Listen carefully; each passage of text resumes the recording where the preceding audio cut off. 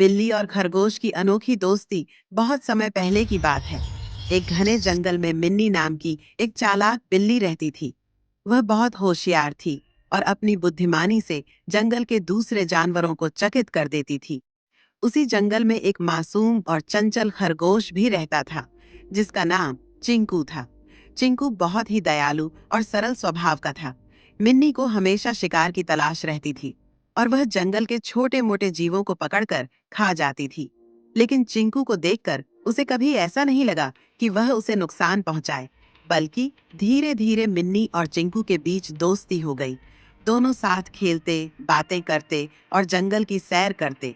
जंगल में रहने वाले जानवरों को तब परेशानी होने लगी जब एक शिकारी वहां आकर जाल लगाने लगा।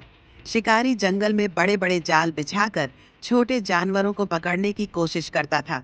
इस बात से सभी जानवर बहुत डर गए थे। एक दिन चिंकू और मिन्नी जंगल में टहल रहे थे कि अचानक चिंकू शिकारी के एक जाल में फंस गया। वह जितना निकलने की कोशिश करता, उतना ही जाल और कसता जाता। चिंकू घबरा गया और जोर जोर से चिल्लाने लगा, मिन्नी, मुझे बचाओ, मैं जाल में फंस गया हूँ।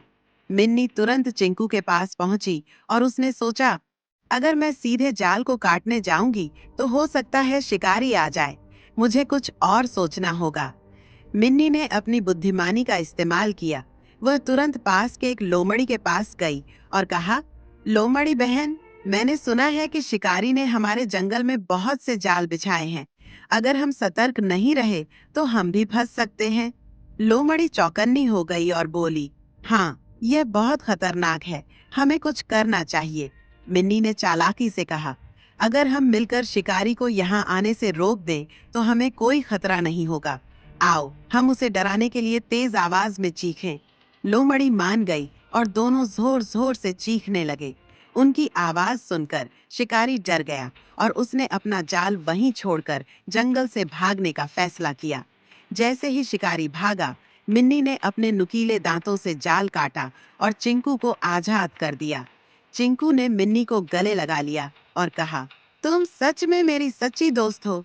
अगर तुम न होती तो आज मैं जिंदा नहीं होता। इसके बाद जंगल के सारे जानवरों को मिन्नी और चिंकू की दोस्ती की कहानी पता चली। सबने मिन्नी की चतुराई और उसकी निस्वार्थता की सराहना की। अब जंगल के सभी जानवर एक दूसरे की मदद करने लगे और शिकारी भी फिर कभी उस जंगल में लौटकर नहीं आया। इस कहानी से हमें यह सीख मिलती है कि सच्ची दोस्ती में चालाकी और भोलापन साथ मिलकर मुश्किलों को दूर कर सकते हैं। अगर हम अपने दोस्तों की सच्चे दिल से मदद करें तो हर कठिनाई को पार कर सकते हैं।